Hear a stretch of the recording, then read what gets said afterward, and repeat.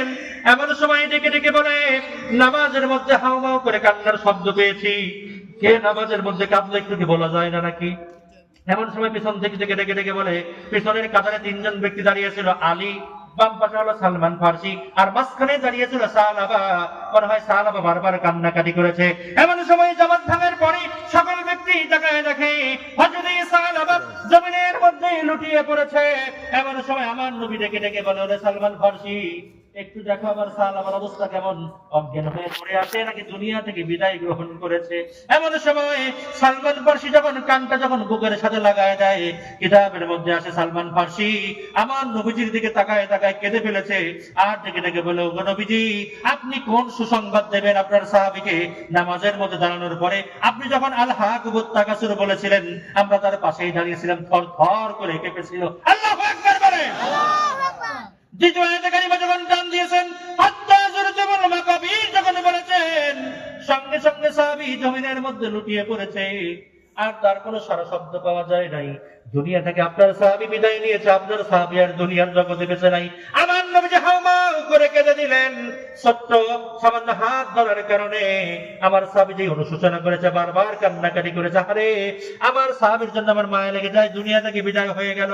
ও আমার প্রাণের সাহাবা, আমার সাহাবী দুনিয়া থেকে বিদায় হয়েছে, আর একটা সেকেন্ড দেরি করা যাবে না, দ্রুত আমার সাহাবীর জানাজার ব্যবস্থা করে দাও। আমি রাসূল আমার এই সাহাবীর জানাজার মধ্যে উপস্থিত থাকবো। একটু জোরে বলা যায় নাকি সুবহানাল্লাহ?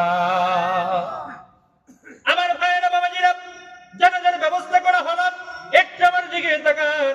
আপনাদের এই মাদ্রাসার মধ্যে পিটি হয় কিনা জানি না, কিন্তু বাগাবাড়ি ঘাটের মধ্যে আমার যে মাদ্রাসা আছে, এই যে আমার বড় সন্তান পাশে বসে আছে, প্রত্যেকদিন সকালবেলায় শীতের দিনে পিটি করানো হয়। একটা পিটি আছে একটু বৃদ্ধাঙ্গুলের উপর যারা একটু উঁচু হতে হয়, আছে না এরকম? আমার নবীজি জানাজার ময়দানে আছে, কিন্তু আমার নবীজি বৃদ্ধাঙ্গুলের উপরে ভর করে, পায়ের উপরে ভর করে করে কেমন করে যেন হাঁটে। মারহাবা কর না। আমার নবীজি বারবার আঙ্গুলটার উপর ভর করে হাঁটে।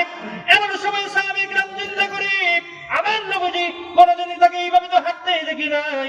আজকে সাহাবার জানাজার মধ্যে বৃদ্ধাঙ্গুলের উপরে ভর করে, পায়ের উপরে ভর করে, উঁচু হয়ে হয়ে দূরে দূরে পা ফেলে কষ্ট করে হাঁটে। কারণ তাকে একটু নবীজির কাছে জানতে চাই। জানাজা যখন শেষ হয়ে গেল, আমার নবীজিকে প্রশ্ন করে বসলো, ওগো নবীজি, একটু কি বলা যায় না, আপনি সাহাবার জানাজা শেষ করার পরে সামনের দিকে এখন আগাচ্ছেন, এখন তো ভালোভাবে সুস্থভাবে হাঁটতেছেন, কিন্তু জানাজার নামাজের মধ্যে মাঠের মধ্যে যখন হাঁটাহাঁটি করলেন, কেন আপনি বৃদ্ধাঙ্গুলের উপর ভর করে, পায়ের উপরে ভর করে কষ্ট করে কেন আপনি হাঁটলেন? একটু আপনার কাছে বিনয়ের সাথে আমরা জানতে চাই। সঙ্গে সঙ্গে আমার নবীজি রেখে রেখে বলে, ওগো আমার প্রাণের সাহাবারা, আমি যা দেখতে পারি তোমরা তা দেখতে পারো না, আমি যা বুঝতে পারি তোমরা তা বুঝতে পারো না। আমি নবীজি জানাজার ময়দানে লক্ষ্য করে দেখেছি, এই দুনিয়ার জগতে কত মানুষগুলো জানাজায় শরীক হয়ে গিয়েছে। এই জানাজার মধ্যে শুধু মানুষ শরীক হয় নাই, এই জানাজার মধ্যে আল্লাহর পক্ষ থেকে হাজার হাজার লক্ষ লক্ষ ফেরেশতা এই জানাজার মধ্যে শরীক হয়ে গিয়েছে। চিল্লা বলা যায় নাকি একবার সুবহানাল্লাহ? নারে তাকবীর! জানাজার মধ্যে মানুষের পাশাপাশি কারা শরীক হয়েছে বলেন সবাই? ফেরেশতা শরীক হয়ে গিয়েছে। এই জন্য রাসূল বলে, আমি কষ্ট করে আমি হেঁটেছি।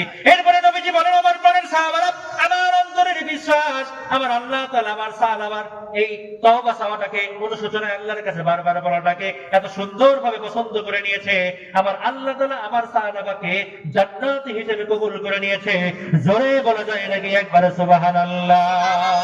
ঈমানের পথে অবিচল থেকে আমার মরণ যেন হয়, ঈমানের পথে অবিচল থেকে আমার হয়, তোমারই কাছে মিনতি আমার,